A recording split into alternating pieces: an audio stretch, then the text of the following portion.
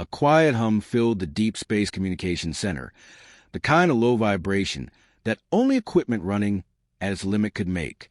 Banks of receivers monitor the sky every second, translating invisible waves into data streams no human eye could see directly. Among thousands of lines on the main screen, one faint thread of energy pulsed like a heartbeat, steady and deliberate. At first it looked like random static, another cosmic background artifact, until the rhythm became impossible to ignore. Dr. Lena Ortiz leaned closer, brushing stray hair from her forehead. Years of listening to the universe had taught her the difference between noise and intention. She froze, then expanded the trace on her display. The pulse sharpened into a clear sequence, separated by gaps of almost perfect symmetry. Her fingers hovered above the keyboard, unwilling to break the fragile moment. She had waited her entire career for something that felt this alive. Across the hall, technician Raj Patel was balancing a cup of coffee on a stack of printouts. "Lena, you look like you've seen a ghost," he said, stepping toward her console. She didn't reply, only pointed at the waveform, its peaks rising like mountain ranges across a calm horizon. Raj set the cup down and leaned over. "That's not ordinary," he murmured. They shared a glance charged with a mixture of excitement and fear. Protocols demanded confirmation before anyone could utter the word signal. Lena triggered a recording loop, then cross-checked frequencies against known satellites, pulsars, and equipment artifacts. Everything came back negative. The source sat far beyond a Kuiper belt, on a vector no probe had traveled. She felt her pulse quicken, matching the pattern on screen. Within minutes, the control room changed from sleepy routine to electric urgency. Chairs rolled. Keyboards clattered. Status lights blinked red as systems recalibrated. The team gathered around Lena's monitor, eyes wide. A repeating cluster of tones climbed, paused, then fell. An elegant sweep carved out of silence. Someone whispered, "That looks intentional." They fed the data into the observatory's algorithmic filters. The computer tried to fit the pulses into every category in its library. Starquake, magnetar, interference from Earth. All failed. Instead, the algorithm returned a single flag, unknown structured source. The words felt heavy, as if the software itself understood the magnitude. By the end of the hour, 2 independent antennas confirmed the detection. The signal was real, coming from a fixed point nearly 200 light-years away. Its strength suggested a transmitter far beyond anything humanity had built. For a long time, nobody spoke. The room's only sounds were fans whirring and the soft tick of cooling metal. Lena finally exhaled. "We might be hearing someone," she said quietly. Raj let out a short laugh, not of humor but disbelief. "Aliens!" The word hung in the air, fragile and powerful. Everyone had thought it, but saying it made the concept solid, as if the universe had tilted to reveal a new axis. The news could not stay contained inside one facility. Standard operating rules required escalation to the international network that coordinated major astronomical findings. A secure channel connected the center to colleagues in Canberra, Madrid, and Tokyo. One after another, voices joined the call, carrying tones of awe and caution. Data packets flew across continents, confirming identical readings from auxiliary dishes.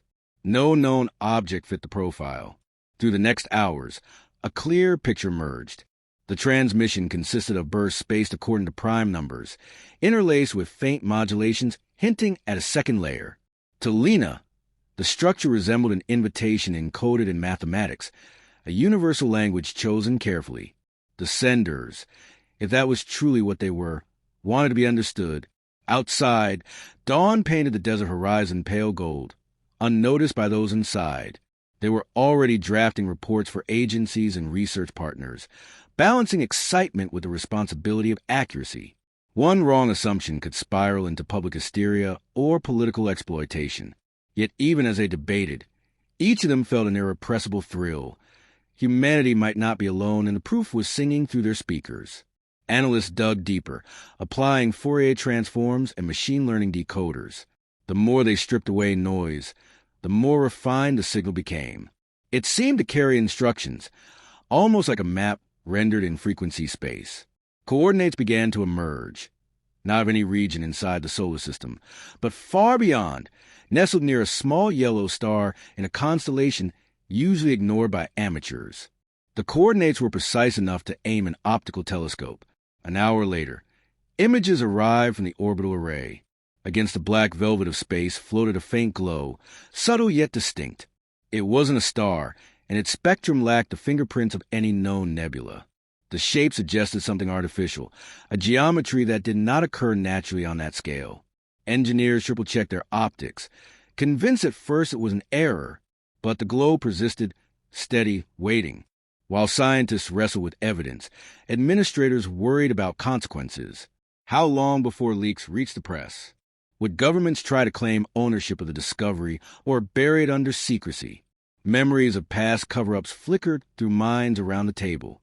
The team drafted a cautious statement, withholding coordinates until the nature of the source became clearer. For now, they simply acknowledged receiving an anomalous deep space transmission under analysis.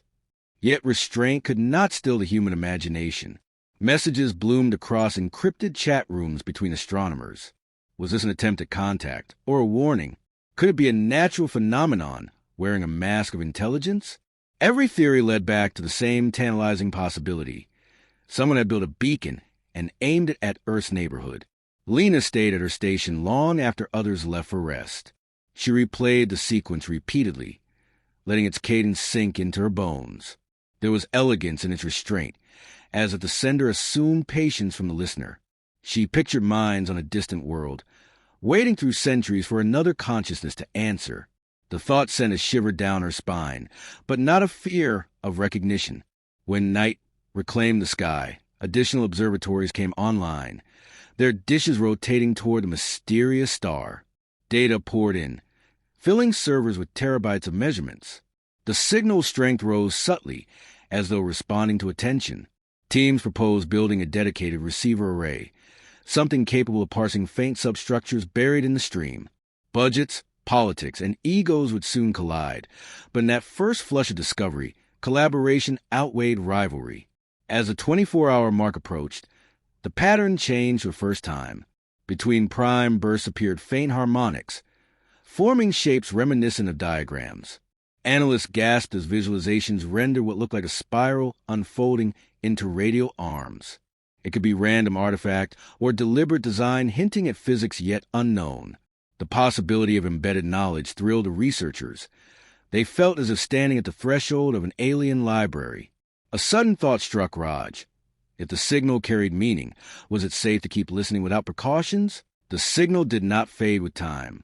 Instead, it gained a steady clarity, as if some unseen intelligence had calibrated its transmitter to precision of the listeners.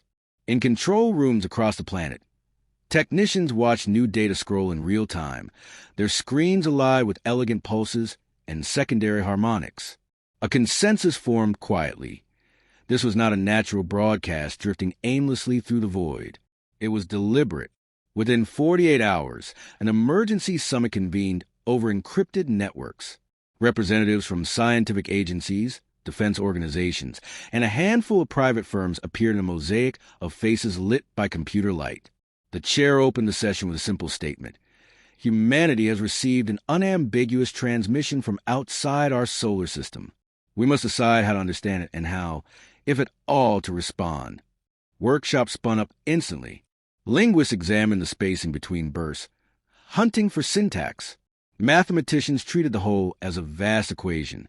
A small group trained large language models on the sequence, feeding them every record of prime number theories, geometric logic, and radiotelemetry. Gradually, meaning began to surface. Beneath the clean rhythm of primes lay a set of modulations describing ratios of fundamental constants.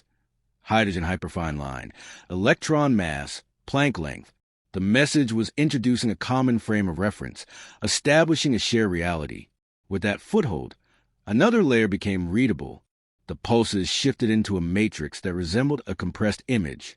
When analysts expanded it, a lattice of spirals appeared, converging on a single point. To Lena and Raj, standing shoulder to shoulder before the projection, it felt like the sender was offering directions, an address embedded in mathematics. The destination matched the faint glow near the small yellow star, now cataloged as Object Kepler 442X. The revelation ignited debates fiercer than any the research team had known. Some argued for restraint. An untested signal could mask dangers, and inviting attention from an unknown civilization might risk catastrophe. Others felt silence would betray curiosity itself, the very trait that had brought humans from caves to telescopes. The argument spilled into editorial pages and private corridors of power as leaks reached journalists. Speculative headlines raced across feeds. Alien map points to new Earth? Should we talk back? Meanwhile, engineers considered the technical challenge. To transmit a reply over 200 light-years required a power and focus Earth's current arrays could barely imagine. After a frantic brainstorming session, a radical proposal emerged. Repurpose an unfinished solar energy project, a lattice of orbital mirrors designed to concentrate sunlight for experimental propulsion. If reconfigured, the array could serve as a coherent beacon, pulsing a high-frequency laser encoded with a response. Funding was approved in record time. Teams from competing nations worked side by side in a sprawling hangar, shipping cryogenic components, adaptive optics, and quantum timing gear. Lena found herself directing one of the integration crews, her hands wrapped around spools of fiber thicker than her thumb. Raj coordinated software, writing routines to modulate the beam with layered messages, a greeting, an outline of chemical elements, a depiction of DNA helices, and a sequence of musical intervals chosen to echo the rhythm they had received. During the long nights on the assembly floor, a quiet fellowship grew among the workers. They spoke in low tones about the risk and wonder of what they were attempting. Some felt a subtle responsibility, as though the whole species had entrusted them with its first interstellar sentence. Others admitted fear. Fear of misinterpretation, of summoning forces beyond comprehension. But even those voices ended in determination. Curiosity weighed heavier than apprehension. While hardware took shape in orbit, theoretical minds dug deeper into the remaining fragments of the signal. A portion of the data resisted all efforts to decode. It did not match compression algorithms or error correction codes. The structure hinted at something relational, perhaps a test or puzzle meant to measure ingenuity. Lena spent hours sketching possibilities, geometric tilings, abstract alphabets, representations of energy states. Slowly, she noticed a sequence aligned with ratios embedded in biological molecules. The implication was breathtaking. The senders understood life as chemistry and expected their audience to recognize the signature of its own origins. That discovery sharpened urgency. If the message anticipated an answer grounded in shared biology, Earth's reply had to demonstrate intelligence entwined with empathy, not just technical prowess. Drafting committees wrestled with tone. Should the transmission announce strength, humility, or a blend? Should it carry art or pure science? Musicians offered audio motifs encoded in binary harmonics. Philosophers composed statements of intent. We listen. We seek understanding. We come in curiosity, not conquest. The day came to test a massive transmitter. In orbit above the dark side of Earth, panels aligned like petals of a steel flower. Computers synchronized their facets, channeling sunlight into a single tight beam. Down below, at a desert command center, operators counted down. When the timer hit 0, a pale spear of energy lanced toward the heavens, invisible to unaided eyes but blinding in instruments. The beam carried within a humanity's handshake, a compressed archive of mathematics, language seeds, artistic traces, and a clear depiction of the home planet. Cheers rose through control rooms from California to Kazakhstan. The historic act was over in minutes, but its echo reverberated inside everyone who had worked toward it. For the first time, Earth had deliberately spoken beyond its own system, not as divided nations, but as one voice reaching toward the unknown. Celebration lasted only until the next batch of telemetry arrived. Instruments reported subtle fluctuations from the original source. Something had changed. The beacon near Kepler, 442, X displayed irregular spikes, as though evaluating the message or preparing a reply. Analysts debated. Were they observing simple reflection, or was intelligence crafting a countertransmission? To prevent premature speculation, leadership urged patience, though privately even the most stoic researchers admitted exhilaration bordering on dread. As shifts rotated, Lena stayed near the decoding station, scanning graphs for meaning. Hours later, a thin ribbon of signal separated from the main carrier, forming a new pattern. It resembled a cascade of nested arcs converging on a focal point. Raj overlaid time markers and realized the shapes correlated with Earth's orbital period, encoded in fractional units. The senders had grasped the planet's location precisely, and they were framing an answer anchored in human measurement. The implication rippled through every listener. Somewhere across unimaginable emptiness, minds not born of Earth had received a greeting and chosen to continue the conversation. The enormity left Lena momentarily speechless. She thought of distant beings examining their own instruments, perhaps marveling at a species bold enough to reply. Even as all settled, pragmatism returned. Officials weighed how much to reveal publicly. Some feared hysteria or exploitation.